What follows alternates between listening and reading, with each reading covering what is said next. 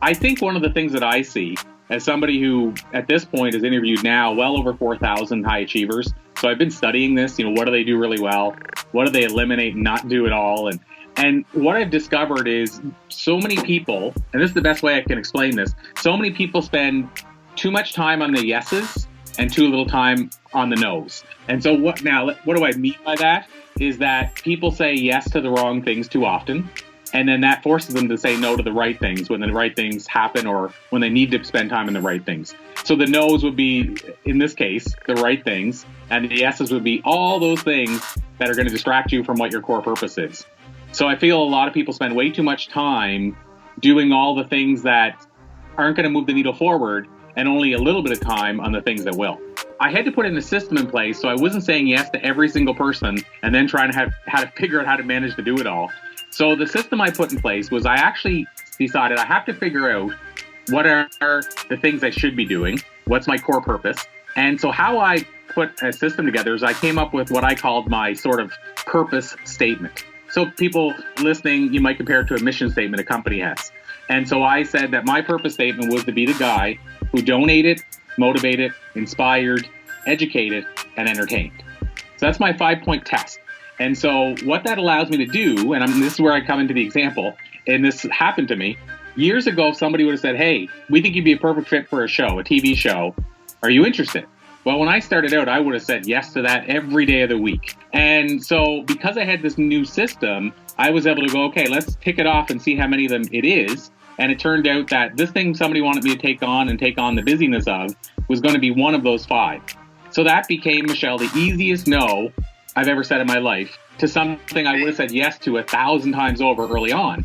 So the takeaway is, first of all, you got to figure out what are no's and yeses to you. So like I say, for me, I figured out if it's none of those 5 things or it's only one of them, it's a no. If it's 4 or 5 of them, it's usually a yes. So that helps me figure out the what it is. And then the secondary part is when we talk about yeses and no's, I'm really talking about the things that you take on. People come to you and say, will you take this on? Can you take that on? The task list you have, the things that you're willing to bring into your life and get yourself busy with, are they things that are helping you move forward, or are they things that are going to distract you and pull you back? Well, I think the big thing for me is that I'm one of those people that goes against the grain. I know the importance of single tasking. I've often said we need to make single tasking the new sexy. And I've learned from interviewing these high achievers that the vast majority of them do single task. But I am a person that certainly has a lot of sort of balls in the air, in the sense that I'm always forward motion. Like I'm never sort of sitting, resting, going, okay, it'll come to me. And so I'm always forward. And I think because of that, this is the best way I can say it. When you have a lot of balls in the air, if you're juggling, if you drop one, it doesn't bother you as much if you still have 5 and you're still juggling more than most people than if you put everything, because that's what I used to do when I was in sales, put everything into that one big deal and then it falls to pieces, it destroys you. So I think part of what helped me sort of get back up is I still had 10 other things on the go. So maybe I had that one big, massive no that really hit my ego, but I still had 10 other things that were in consideration. And, I may even get a yes on something else that next day. So I think having enough on the go allowed me not to be so tied to that one result that it didn't destroy me.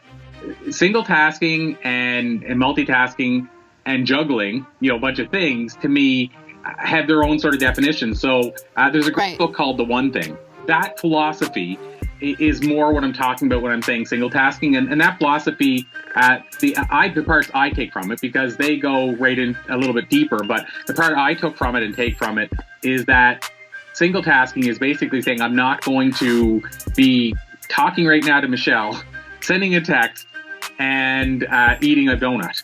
It's more related to I'm going all in at this task at the time and not allowing anything else to interfere with it, so that later on I can go all in with another task at the time and not let anything interfere with it. So what do you do when you're sitting in front of your phone? What do you do when you're sitting in front of a person? If you're in front of the person, do you still grab your phone? If you're in front of your phone, do you still talk to the person, say, I'll be with you in a minute, but keep and talk to them while you're still typing? So I'm talking more around the fact that, are you focused on one or the other? And what I really believe is that we can't actually multitask. I don't believe there's any such thing. I don't believe you can give 100% to your phone and 100% to the person at the very same time. So I believe you're given 100% total to use. Whether you give 50 to 50, or if you go 75 to your phone and 25 to the person, you're still not really truly efficiently multitasking. You're basically still giving more to one thing. I just think that you should give all to one thing at one time, but that doesn't mean you can't have multiple things on the go overall. You need to uncover and follow your passion and purpose as soon as possible. So what do I mean by that? And by the way, that's the most common trait in our interviews with high achievers is they live on purpose. But for me personally, it's been everything. So when I mentioned the stand-up comedy thing, that was in my mid to late 20s. And that's when I started finding a bit of my passion. Previous to that, I was a pessimist. I battled anxiety and hypochondria. So it changed my whole entire life. And I know right now that it had to happen the way it did and at the time it did. But I would love to tell myself, even if you don't make any changes, just know you are going to find your purpose and passion, and it's going to change everything.